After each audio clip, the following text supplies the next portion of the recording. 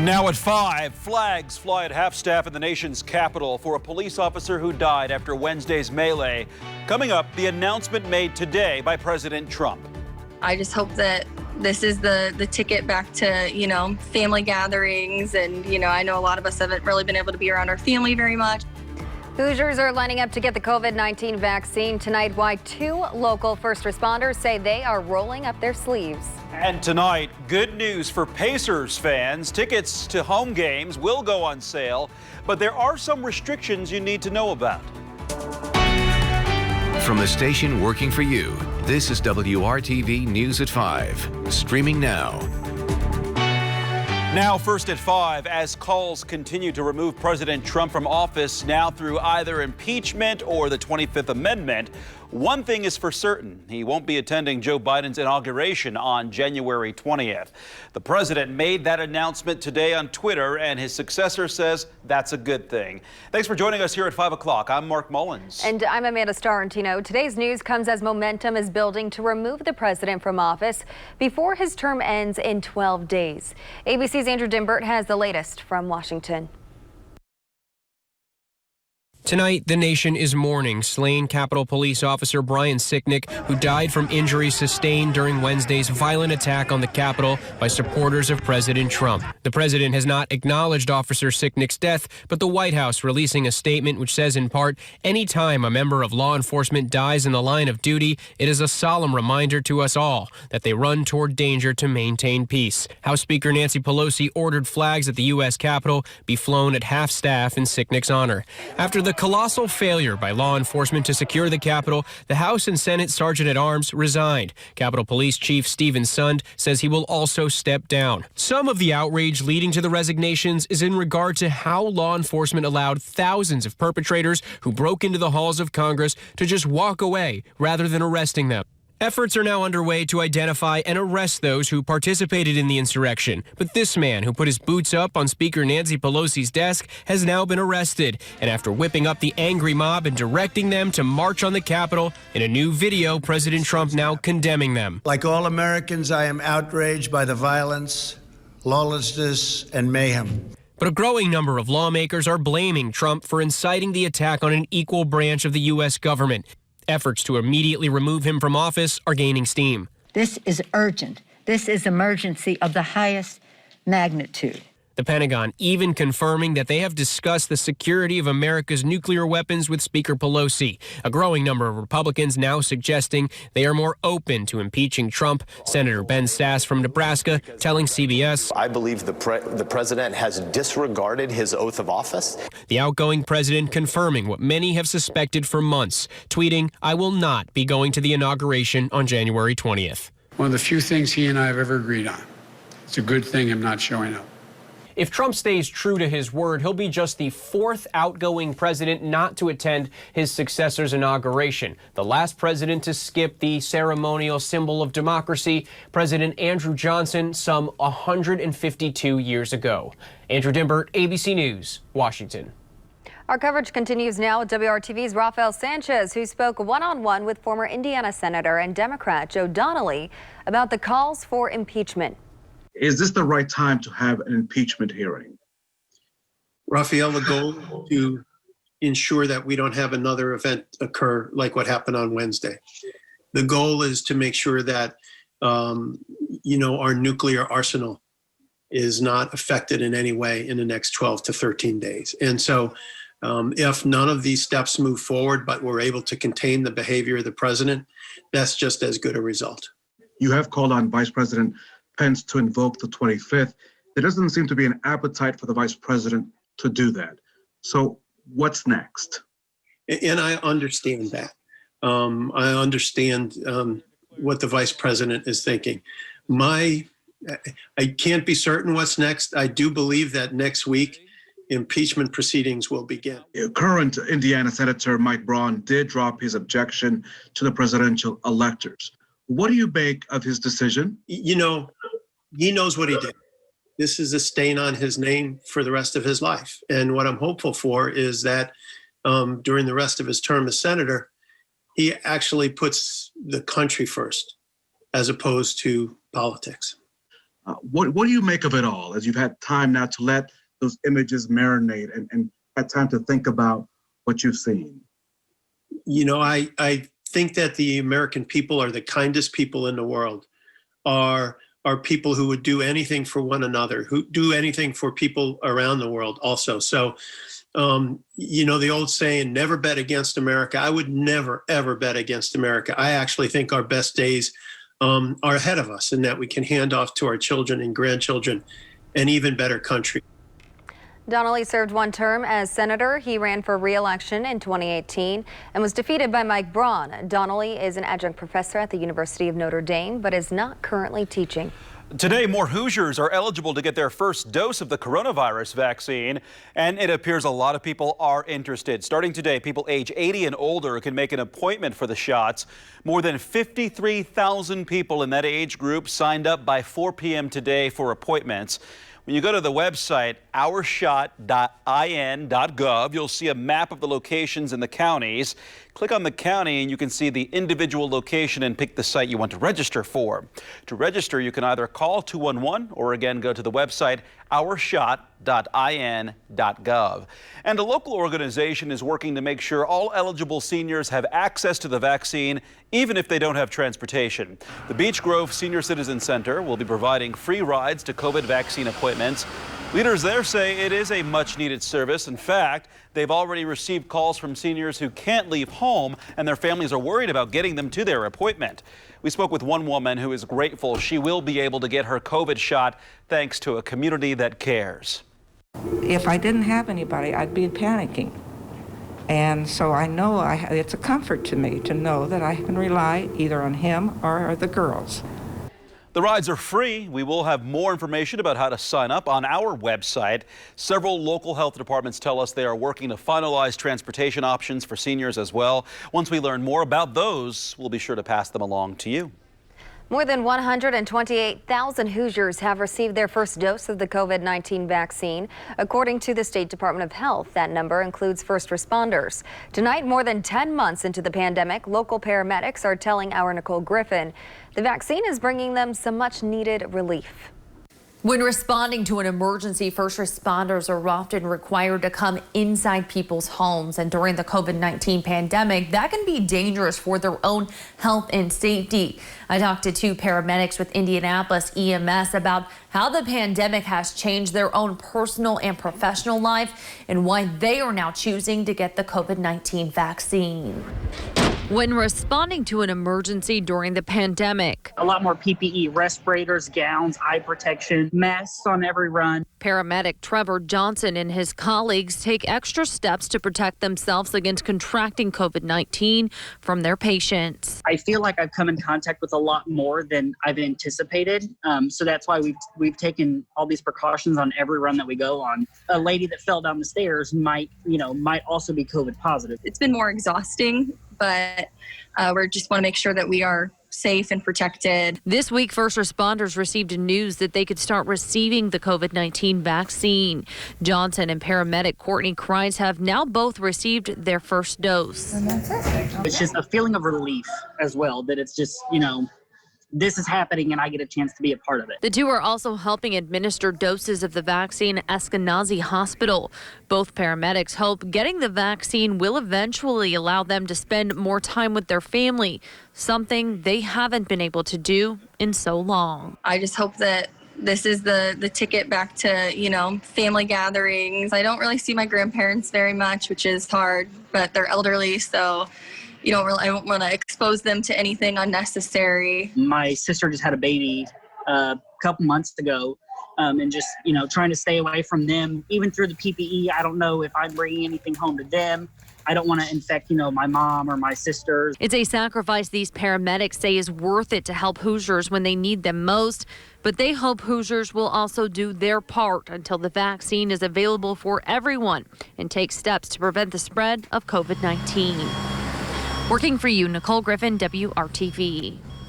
And right now on WRTV.com/coronavirus, we have everything you need to know if you are eligible to receive the COVID-19 vaccine, including a full map that shows where you can get vaccinated and how to sign up.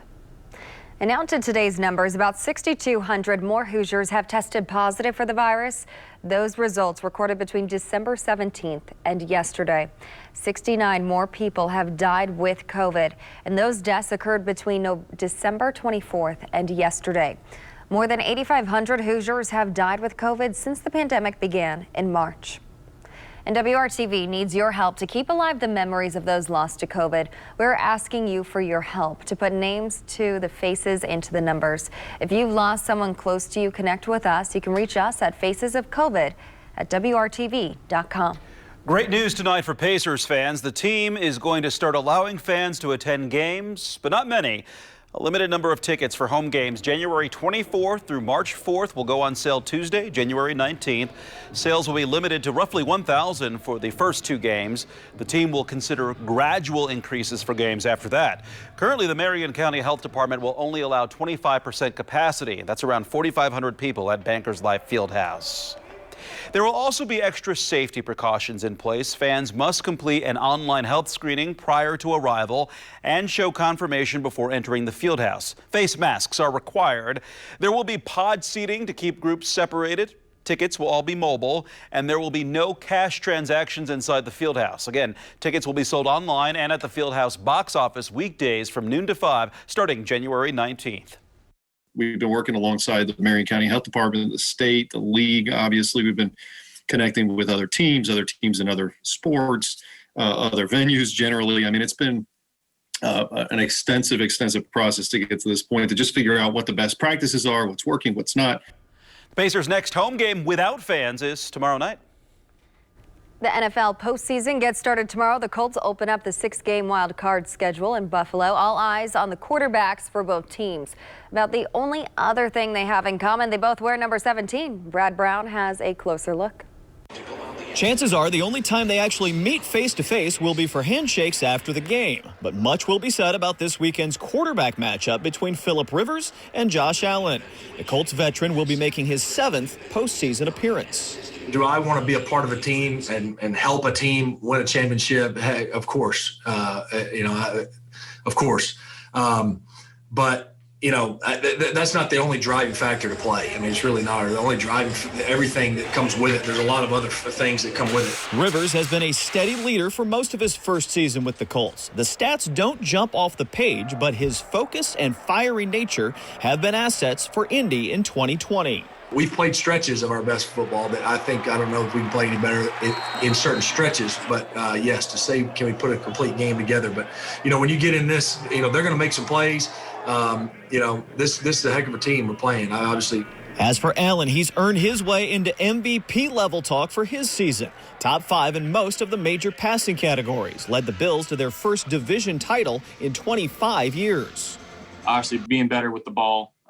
Try not to turn it over. Obviously, nobody wants to turn the ball over, but being smart, especially as we go into the playoffs, and every drive matters, every yard matters. Compared to Rivers, Allen is blowing up the stat board. Fantasy football fans love him too. 4,500 yards and 37 touchdowns are both franchise records. Allen can also run when needed, more than 400 yards on the ground. And with some dynamic playmakers at his disposal, they've scored more than 500 points this season, second best in the NFL. Nothing matters unless we win this one. And that's our mindset. We're going from playoff caliber to championship caliber, something that Coach McDermott always preaches to us. But again, this is a team. They got some studs on defense. And consider this, Allen was 8 years old when Rivers was a rookie. So the youth versus experience storyline will be there. We'll see which one can steer his team into the divisional round. Brad Brown, WRTV Sports. Still ahead on WRTV, did you get gift cards for Christmas? The reason you should keep them handy and use them soon so you don't waste your money. Kevin? Well, Mark, the weekend forecast revolves around one big question. We'll reveal the question and your weekend forecast next. Floors to your home, that too. A word of caution tonight for everyone who received a gift card during the holidays. Leave it out so you can see it and use it as soon as possible. Consumer reporter John Mattery shows us why that's more important than ever during this pandemic so you don't waste your money. Did you get any gift cards during the holidays? Well, it's more important than ever during this pandemic that you use them as soon as possible. Eileen Pike loves to support local shops and small businesses. So last Christmas, she bought her aunt $75 in gift cards to a movie theater that shut down for good during the pandemic. There was no way for me to get my money back or for my aunt to use the gift that we bought her last Christmas. That's a concern with more and more stores and restaurants on the verge of going under this pandemic winter. Look around you. Steinmart's closing almost all of its stores. New York & Company running its final closing sale. And Pier 1 is now gone for good. But from the Doesn't That Stink file, the main reason almost 1/3 of holiday gift cards are never redeemed. Yahoo Finance says it's not store closings, but because the store is too far away. Inactivity fees have ruined their value. The recipient loses the card or forgets they even have the card. So with so many shops and restaurants on the bubble this winter, use them or lose them is more important now than ever with those holiday gift cards. If a business you have a gift card to goes under, try calling similar businesses nearby. They may honor it to get you as a customer, and that way you don't waste your money. I'm John Matteries, WRTV. 2 weeks ago today was Christmas, and now another sure sign the holiday season is coming to an end. Tonight is your last chance to see the Circle of Lights on Monument Circle downtown until 10 months from now. Tomorrow morning, union electricians and apprentices will remove the lights. All 52 garland strands of 4,784 LED lights will be put away until November. They'll be lit up again on November 26th, the day after Thanksgiving. It is a sure sign that the holidays are over and we're deep into January coming up. Kevin's here with a look at when we could see the sunshine again. And that is the question mark. Remember that big question mark in the sky? It's how much sunshine will we see over the weekend? The one thing I don't want to do is pick your hopes up way up here and then drop them on the floor. But I do think we'll see some sunshine over the weekend. Sunday probably has a little more consistent sunshine. We'll see a few breaks tomorrow. Okay, we don't have any now, that's for sure. The clouds have dominated. Our temperature has moved from 29 to 33. That is a pretty boring day on the thermometer. We're currently at 29, the coolest temperature so far today, 28 in Kokomo. We haven't had much of a temperature range because of the clouds. Notice the slow but noticeable climb in temperatures. By the time we get to the middle of next week, instead of the average high at 35 where we've been hanging out, we should make it above 40 degrees. I've got 3 days where temperatures will be at 40 or above. Well, the snow showers that were along the Ohio River last night and early this morning are now well off to the east, and we have no major weather systems coming our way. Our dry stretch is going to continue. Let's go from that story in the Carolinas on up toward Buffalo. Looks like a good day for football in Buffalo from our standpoint. From the Buffalo Bills fans, they would love a lot of snow and cold and windy conditions, but we're going to get sunshine, temperatures in the 30s. I think that's one factor that leads to the Colts' victory. Colts victory, you heard that. 34 during the day tomorrow in Indy with some breaks in the cloud cover in the afternoon. 36 as we get to Sunday. Temperatures staying on the cool side. Notice the overnight lows starting in the 20s. It'll take a while to break out of that. And more clouds in the morning, a little more sunshine in the afternoon. As far as that wind, it won't be too strong, but it will make it feel like the 20s. We'll start out with wind chills in the teens, but then wind chill temperatures generally with the wind only about 5 to 10 miles per hour. Won't be too much different than the actual temperature. As far as temperatures as we go through the afternoon hours from the low 30s to the mid 30s, that should sound familiar. We've been there for a while. Sunday, a little more consistent sunshine, mixture of clouds and sun by midday 31. Afternoon temperature peaks at about 37 or so in the metro area. Here's your 7-day planner. Notice next week, Tuesday, Wednesday, Thursday. Those are the 3 days where temperature should reach 40 degrees or above. And we'll have another change in temperatures after Thursday's high of 43. We're back to 36 as we get to next Friday, 1 week from today. Everybody have a good weekend. Mark, Amanda? All right, thanks, Kevin. You too. And some serious cash is up for grabs tonight and tomorrow in the Mega Millions and Powerball drawings. Tonight's Mega Millions jackpot is worth over $500 million, $520 million to be exact.